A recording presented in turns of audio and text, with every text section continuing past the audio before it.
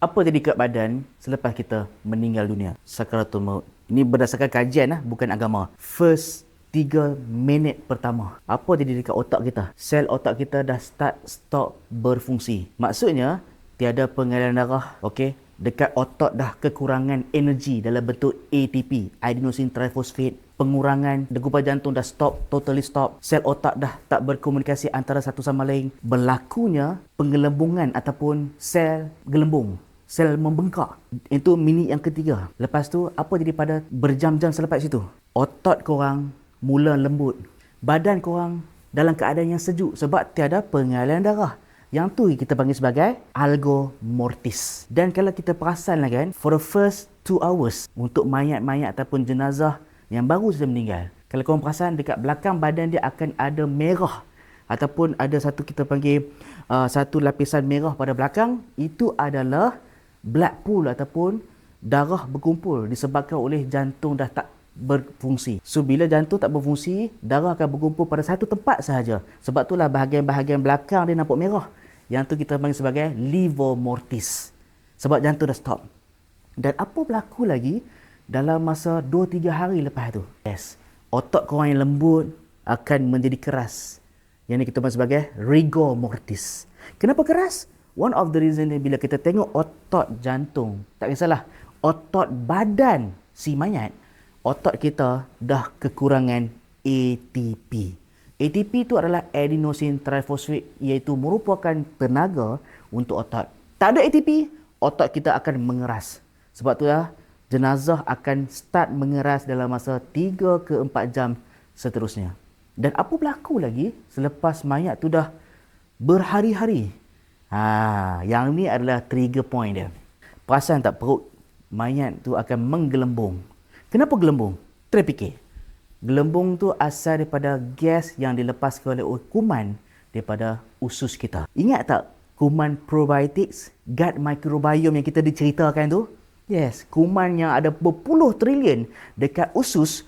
Apabila kita meninggal, kuman itu akan keluar daripada usus dan masuk ke dalam darah, masuk ke dalam otot, masuk kepada tisu. Dan dia akan start menghadam, digest semua tisu dan dia akan hasilkan gas. Sebab itulah gas tu akan berkumpul dekat perut, dia akan mengelembung yang akhirnya bila pecah, pum, habis keluar bau busuk. Bau busuk tu hasil daripada hydrogen disulfide. Disebabkan oleh kuman terutama kuman anaerobic bacteria, dia akan memakan tisu, makan sel, makan otot, dihasilkan gas-gas hidrogen sulfide yang menyebabkan bau yang busuk dan tengik.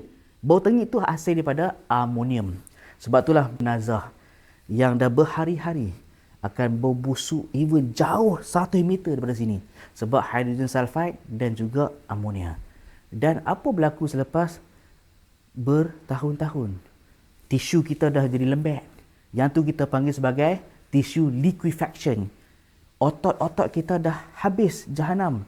Otot dah pecah, dah dikompos. Yang tu kita panggil sebagai putrefaction. So dah tinggal tulang sahaja. Perasan tak? Ada satu tulang, semua tulang akan hancur. Ada satu tulang yang tidak akan hancur sampai kiamat. Dan tulang tu, pernah dengar tulang sulbi? Tulang sulbi ni pernah Nabi pernah sebut tulang sulbi ni. Tulang sulbi ni tidak akan hilang ataupun kaput sampai kiamat. Tulang sulbi tu apa? Kalau korang tengok gambar raja kat belakang ni, tulang sulbi ni adalah tulang yang paling hujung dekat kawasan koksik. Dia ada tailbone kita panggil paling hujung. Tulang tu tidak akan dikompos sampai kiamat. Sebab apa? Tulang itu, kalau ikutkan hadis, tulang itulah Tuhan akan bangkitkan kita semula. Tapi apa sains habaq? Sains mendapati bahawa seluruh tubuh badan manusia ni akan dikompos, akan hilang, akan berkecai. Kecuali tulang sulbi, iaitu tailbone ataupun koksik.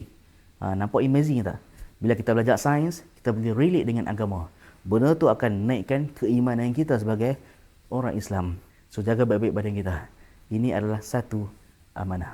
Ni terlalu banyak sangat yang suplemen otak. Sampai kita sendiri sebagai parent pun tak tahu nak cari mana satu yang berelok untuk anak ni sebenarnya. Tak payah pening-pening. Yang lain tu kalau hampa tanya brand-brand tengah naik, ada lab test tak? Ada kajian tak mengatakan yang itu bagus untuk brain memory?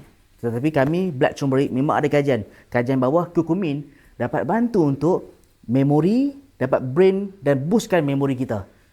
Brain derived neurotrophic factors dapat improve synapse plasticity. Yang tu apa benda tu? Synapse plasticity tu adalah dia merangsang sel-sel otak berhubung. Sebab itulah black turmeric curcumin dapat bantu untuk memori. Dan itu juga dia bagus untuk immune sistem badan. Sebab itulah black turmeric ni pemakan 2 in 1. Brain, memori dan juga memori korang termasuk dengan immune system. Black turmeric, cium.